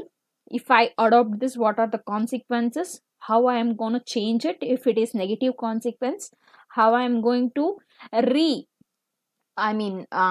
I'll be able to improvise with that if it is positive. ಇದನ್ನೆಲ್ಲ study ಮಾಡಿ ಆ ನಂತರ specific ಪ್ರೈಸ್ನ ನಾವು define ಮಾಡಬೇಕಾಗಿರುತ್ತೆ. And now after this we will learn about role of costing in pricing. So cost ದು role ಏನು pricing ಅಲ್ಲಿ ಅನ್ನೋದನ್ನ ನಾವು ಈ ಒಂದು ಇದರಲ್ಲಿ ಅರ್ಥ ಮಾಡ್ಕೊಳ್ತೀವಿ. Cost data constitute fundamental element in the price setting process. Cost ಅನ್ನೋದು ಏನಿದೆ, ಹೌದು, it is a fundamental element in price setting process. ಕಾರಣ ಏನು ಅಂತ ಹೇಳಿದ್ರೆ direct cost, any cost you see in concern with product will be having the influence on price. So cost ನನಗೆ ಆಗಿಲ್ಲ ಅಂತ ಹೇಳಿದ್ರೆ ಪ್ರೈಸ್ ಫಿಕ್ಸೇಷನ್ ಅಥವಾ ಪ್ರಾಡಕ್ಟ್ನ ನಾನು ಆಟೋಕಾಲಸ್ ಫಿನಿಶ್ಡ್ ಆಗಿ ಕನ್ವರ್ಟ್ ಮಾಡಲಿಕ್ಕೆ ಸಾಧ್ಯ ಆಗಲ್ಲ. No, it is not at all possible. So it is the very basic ಅಥವಾ it is the very fundamental element in price setting process. So higher cost ಇಲ್ಲಿ ಪ್ರಮೋಷನಲ್ ಪ್ರಮೋಷನಲ್ ಎಕ್ಸ್ಪೆನ್ಸಸ್ ಅನ್ನೋದು ಕೂಡ ನಾವು ಗಮನಿಸ್ತೀವಿ, which comes under cost like advertising, personal selling, taxation for adjustment of upward price. ಈ ಎಲ್ಲ ಫ್ಯಾಕ್ಟರ್ಸ್ನ ನಾವು ಗಮನಿಸ್ತೀವಿ. All these also will be under the role of cost. ಅಂದರೆ ಫಾರ್ ಮೀ, ನಾನು ಹೈ ಪ್ರೈಸ್ನ ಫಿಕ್ಸ್ ಮಾಡಬೇಕು ಅಂತಂದರೆ ಹೈ ಕಾಸ್ಟ್, ಪ್ರಮೋಷನಲ್ ಎಷ್ಟಾಗಿದೆ, ನಾನು ಟ್ಯಾಕ್ಸ್ ಎಷ್ಟು ಕಟ್ತಾ ಇದ್ದೀನಿ ನಾನು, ಮತ್ತೆ ನಾನು ಪರ್ಸನಲ್ ಸೆಲ್ಲಿಂಗ್, ಗ್ರೂಪ್ ಸೆಲ್ಲಿಂಗ್ ಅಲ್ದಿರಂಗೆ ಪರ್ಸನಲ್ ಸೆಲ್ಲಿಂಗ್ ಹೋದರೆ ನಂಗೆ ಎಷ್ಟು ಕಾಸ್ಟ್ ಆಗುತ್ತೆ. ಇವು ಕೂಡ ಹೈ ಪ್ರೈಸಿಂಗಲ್ಲಿ ಇನ್ಫ್ಲೂಯೆನ್ಸ್ನ ತೋರಿಸ್ತಕ್ಕಂಥದ್ದನ್ನು ನಾವು ಗಮನಿಸಬಹುದು. ಮತ್ತೆ ಇದೇ ಪ್ರೊಸೆಸ್ಸಲ್ಲಿ ನಾವು ಇನ್ನು ಗಮನಿಸ್ತಾ ಹೋಗಿದ್ದೀವಿ ಅಂತ ಹೇಳಿದ್ರೆ, ಜಾಸ್ತಿ ಕಾಸ್ಟ್ ಆಯಿತು, ಜಾಸ್ತಿ ಪ್ರೈಸ್ ಫಿಕ್ಸ್ ಮಾಡಿದ್ರೆ ಅದು ಜಸ್ಟಿಫೈಡ್. ಆದರೆ ಜಾಸ್ತಿ ಕಾಸ್ಟ್ ಆಯಿತು, ಕಡಿಮೆ ಪ್ರೈಸ್ ಫಿಕ್ಸ್ ಮಾಡಿದ್ದೀನಿ ಅಂತ ಹೇಳಿದ್ರೆ ಕಂಪ್ನಿಯವ್ರಿಗೆ ಅದು ಜಸ್ಟಿಫೈ ಆಗಲ್ಲ, ಕನ್ಸ್ಯೂಮರ್ಸ್ಗೆ ಜಸ್ಟಿಫೈ ಆಗಬಹುದೇನೋ. ಮತ್ತೆ low cost high price consumers justify ಆಗಲ್ಲ, ಬಿಸ್ನೆಸ್ ಅವ್ರಿಗೆ ಜಸ್ಟಿಫೈ ಆಗಬಹುದೇನೋ, right? So whatever it is, ನಾವು ಕರೆಕ್ಟ್ ಎಸೆನ್ಷಿಯಲ್ ಪ್ರೈಸ್ನ ಫಿಕ್ಸ್ ಮಾಡ್ತಕ್ಕಂಥದ್ದು ಇಲ್ಲಿ ತುಂಬ ತುಂಬ ಇಂಪಾರ್ಟೆಂಟ್ ಆಗಿರುತ್ತೆ. ಸೊ ನಾವು ಪ್ರೈಸಿಂಗ್ ಡಿಸಿಷನ್ಸ್ನ ಕನ್ಸಿಡರ್ ಮಾಡಬೇಕಾದಾಗ, ಪ್ರೈಸಿಂಗ್ ಡಿಸಿಷನ್ಸ್ನ ತಗೊಳ್ಬೇಕು ಅಂತ ಹೇಳಿದಾಗ ಕಾಸ್ಟ್ಗೆ ಸಂಬಂಧಪಟ್ಟಿರ್ತಕ್ಕಂಥ ಎಲ್ಲ ಫ್ಯಾಕ್ಟರ್ಸ್ನ ಕೂಡ ಗಮನದಲ್ಲಿ ಇಟ್ಕೊಳ್ಬೇಕಾಗಿರುತ್ತೆ. ಅದು ತುಂಬ ತುಂಬ ಅನಿವಾರ್ಯ. ಸೊ ನಾವು ಕಾಸ್ಟನ್ನು ಸರಿಯಾಗಿ ಎಸ್ಟಿಮೇಟ್ ಮಾಡಿಲ್ಲ ಅಂತ ಹೇಳಿದ್ರೆ ಪ್ರೈಸ್ನ ಸರಿಯಾಗಿ ಫಿಕ್ಸ್ ಮಾಡೋಕ್ಕಾಗಲ್ಲ. So it leads to the adverse consequences on the company and on the product whatever the company is going to sell ಅನ್ನೋದನ್ನ ನಾವು ಅರ್ಥ ಮಾಡ್ಕೊಳ್ಬೇಕಾಗಿರುತ್ತೆ. ಸೊ ಪ್ರೈಸಿಂಗ್, ಈ ಒಂದು ಎಲ್ಲ ಕಾಸ್ಟ್ ಏನಿರುತ್ತೆ ಆ ಕಾಸ್ಟ್ನ ಕನ್ಸಿಡರ್ ಮಾಡ್ತಾ ಪ್ರೈಸಿಂಗ್ ಹೇಗಿರಬೇಕು ಅಂತ ಹೇಳಿದ್ರೆ ಲಾಂಗ್ ರನ್ ಅಲ್ಲಿ ಅದೆಲ್ಲ ಕಾಸ್ಟ್ನ ಕವರ್ ಮಾಡ್ಕೊಳ್ಳೋ ರೀತಿಯಲ್ಲಿ ಇರಬೇಕಾಗಿರುತ್ತೆ, ರೈಟ್? ಸೊ ಇಲ್ಲಿ ಇನ್ನ ಸಿಂಪಲ್ ಆಗಿ ಹೇಳೋದಾದ್ರೆ, ಲಾಂಗ್ ರನ್ ಅಲ್ಲಿ ನಾನು ಪ್ರೈಸ್ನ ಫಿಕ್ಸ್ ಮಾಡಕ್ ಹೋಗ್ತಾ ಇದ್ದೀನಿ ಅಂತ ಹೇಳಿದ್ರೆ ಎಲ್ಲ ರೀತಿಯಾಗಿರ್ತಕ್ಕಂಥ ಕಾಸ್ಟ್ನ ನಾನು ಕವರ್ ಮಾಡ್ಕೊಳ್ಬೇಕಾಗಿರುತ್ತೆ. ಶಾರ್ಟ್ ರನ್ ಅಲ್ಲಿ ನಾನು ಪ್ರೈಸಿಂಗ್ನ ಏನಾದರೂ ಫಿಕ್ಸ್ ಮಾಡ್ಲಕ್ಕೆ ಹೋಗ್ತಾ ಇದ್ದೀನಿ ಅಂತ ಹೇಳಿದ್ರೆ direct cost like direct materials, wages, commissions ಬರುತ್ತಲ್ಲ, ಇಂಥವನ್ನ ನಾನು ಕವರ್ ಮಾಡಿಕೊಂಡು ಪ್ರೈಸ್ನ ಫಿಕ್ಸ್ ಮಾಡಬೇಕಾಗಿರುತ್ತೆ. ಅಲ್ಲಿ ರಿಪೀಟ್ ಅಗೇನ್, ಲಾಂಗ್ ರನ್ ಅಲ್ಲಿ ಪ್ರೈಸ್ನ ಫಿಕ್ಸ್ ಮಾಡಕ್ ಹೋಗ್ತಾ ಇದ್ದೀನಿ ಅಂತ ಹೇಳಿದ್ರೆ ಎಲ್ಲಾ ತರವಾಗಿರ್ತಕ್ಕಂಥ ಕಾಸ್ಟ್ನ ಕವರ್ ಮಾಡ್ಕೊಳ್ಬೇಕು, ಡೈರೆಕ್ಟ್ ಅಂಡ್ ಇಂಡೈರೆಕ್ಟ್.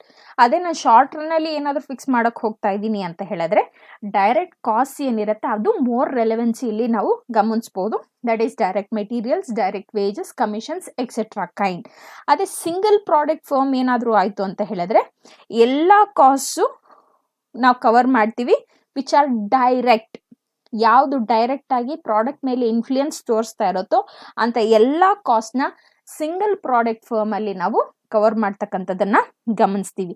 ಅದೇ ಮಲ್ಟಿ ಪ್ರಾಡಕ್ಟ್ ಫರ್ಮ್ ಆಯ್ತು ಅಂತ ಹೇಳಿದ್ರೆ ಆ ಮಲ್ಟಿ ಪ್ರಾಡಕ್ಟ್ ಫರ್ಮ್ ಅಲ್ಲಿ ಡೈರೆಕ್ಟ್ಲಿ ಟ್ರೇಸಬಲ್ ಕಾಸ್ಟ್ನ ನಾವು ಕನ್ಸಿಡರ್ ಮಾಡ್ತೀವಿ. ಡೈರೆಕ್ಟ್ಲಿ ಟ್ರೇಸಬಲ್ ಅಂತ ಹೇಳಿದ್ರೆ ಯೂನಿಟ್ ಆಫ್ ದ ಪ್ರಾಡಕ್ಟ್ಸು ಮತ್ತೆ ಕಂಪನಿ ಸೆಗ್ಮೆಂಟ್ಸು ಇಂಥವು. ಅಂದ್ರೆ ಆ ಇಂಡಿವಿಜುವಲ್ ಪ್ರಾಡಕ್ಟ್ ಮೇಲೆ ಈ ಡೈರೆಕ್ಟ್ಲಿ ಡೈರೆಕ್ಟ್ ಕಾಸ್ಟ್ ಏನು ಟ್ರೇಸಬಲ್ ಆಗಿರುತ್ತೆ ಅವುಗಳನ್ನ ನಾವು ಕನ್ಸಿಡರ್ ಮಾಡ್ತೀವಿ, ರೈಟ್. ಸೊ ಓವರ್ ಆಲ್ ಇದನ್ನ ನಾವು ನೋಡಿದೀವಿ ಅಂತ ಹೇಳಿದ್ರೆ ಕಾಸ್ಟ್ನ ನಾವು ನೀಟಾಗಿ ಕನ್ಸಿಡರ್ ಮಾಡಬೇಕು ಪ್ರೈಸಿಂಗ್ನ ನಾವು ಫಿಕ್ಸ್ ಮಾಡಬೇಕಾದಾಗ ಅಥವಾ ಪ್ರೈಸಿಂಗ್ ಪಾಲಿಸಿಯಲ್ಲಿ. ಸೊ ಕಾಸ್ಟ್ನ ಸರಿಯಾಗಿ ನಾವು ಅರ್ಥ ಮಾಡ್ಕೊಳ್ಳಿಲ್ಲ ಅಂತ ಹೇಳಿದ್ರೆ ಎಫೆಕ್ಟಿವ್ ಆಗಿ ಪ್ರೈಸ್ನ ನಾವು ಫಿಕ್ಸ್ ಮಾಡಲಿಕ್ಕೆ ಸಾಧ್ಯ ಆಗಲ್ಲ. ಸರಿಯಾಗಿರ್ತಕ್ಕಂಥ ಪ್ರೈಸಿಂಗ್ ಡಿಸಿಷನ್ಸ್ ಅಥವಾ ಪ್ರೈಸಿಂಗ್ ಪಾಲಿಸಿ ನಮ್ಮಲ್ಲಿ ಇಲ್ಲ ಅಂತ ಹೇಳಿದ್ರೆ ನಾವು ಖಂಡಿತ adverse situation in the company ಅಥವಾ ಇನ್ ದ ಮಾರ್ಕೆಟ್ ಅಥವಾ in front of the consumers will be facing. So ಇಂಥ ಅಡ್ವರ್ಸ್ ಸಿಚುಯೇಷನ್ಸ್ನ ನಾವು ಅವಾಯ್ಡ್ ಮಾಡಬೇಕು ಅಂತ ಹೇಳಿದ್ರೆ ಕಾಸ್ಟನ್ನು ಸರಿಯಾಗಿ ಐಡೆಂಟಿಫೈ ಮಾಡಿ ಅದಕ್ಕೆ ಸೂಟಬಲ್ ಆಗಿರ್ತಕ್ಕಂಥ ಪ್ರೈಸ್ನ, ಅದೇ ಪ್ರಾಡಕ್ಟ್ಗೆ ಸೂಟಬಲ್ ಆಗಿರ್ತಕ್ಕಂಥ ಒಂದು ಪ್ರೈಸ್ನ ನಾವು ಫಿಕ್ಸ್ ಮಾಡಬೇಕಾಗಿರುತ್ತೆ, right. So thank you so much. This is what we'll be learning in this video. I hope after listening to this video you'll be able to understand all the concepts whatever I have explained. In the next video we'll be learning about methods of pricing and we'll finish the first unit in the next video. Thank you so much. Again I'll repeat, ನಿಮ್ಗೆ ಏನಾದರೂ doubts queries ಇತ್ತು ಅಂತ ಹೇಳಿದ್ರೆ ನಮ್ಮ WhatsApp group ಏನಿದೆ ಆ WhatsApp ಗ್ರೂಪಲ್ಲಿ ನೀವು ಕ್ವೆಶನ್ಸ್ನ ಪೋಸ್ಟ್ ಮಾಡಿ ಅಥವಾ ನಿಮ್ಮ ಡೌಟ್ಸ್ನ ರೈಸ್ ಮಾಡಿ, ಅಲ್ಲಿ ನಾನು ಸಾಲ್ವ್ ಮಾಡಲಿಕ್ಕೆ ಸಾಧ್ಯ ಆಗುತ್ತೆ ಅಥವಾ ನಿಮ್ಮ ಜೊತೆ ಡಿಸ್ಕಸ್ ಮಾಡಲಿಕ್ಕೆ ಸಾಧ್ಯ ಆಗುತ್ತೆ. Thank you.